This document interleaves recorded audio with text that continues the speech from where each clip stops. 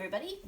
I am going to show you today how to do the value scales in an ink wash. So similarly to how you did with your tempera value scales, you have boxes that range from 1 to 7. And we're going to start by putting some fresh water in these little trays. Now you may not have something divided like this.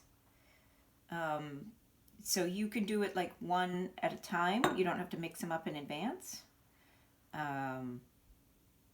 It's totally up to you how you want to do this. Either way, you're going to end up having to test your color.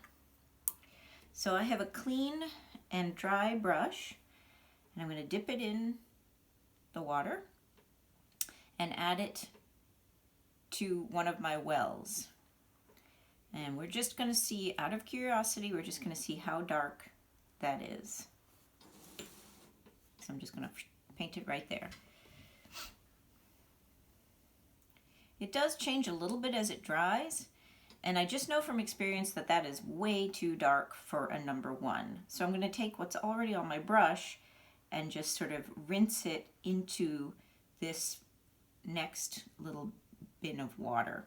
If you're trying to lighten something like India ink, you could keep pouring water into that one, but it's usually better to just start with another little puddle and add a teeny bit of the dilution to it.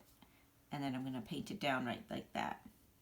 Now you can barely see a difference between that and the white paper, and that's perfect. That's exactly what I want.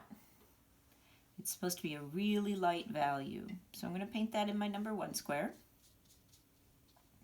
And I'm going to try to spread it around so that it doesn't puddle any place and make a darker version. Then I'm going to take some more of that diluted color and mix it in. And again, I kind of know from experience that probably 1 dab isn't going to be enough. And there I'm testing it. And you can pretty much test it on any piece of paper that you have that's white or relatively close in color or value to what you already are using. And sometimes it takes a lot of testing. So it's looking like I'm going to need a fair amount of that to darken it up.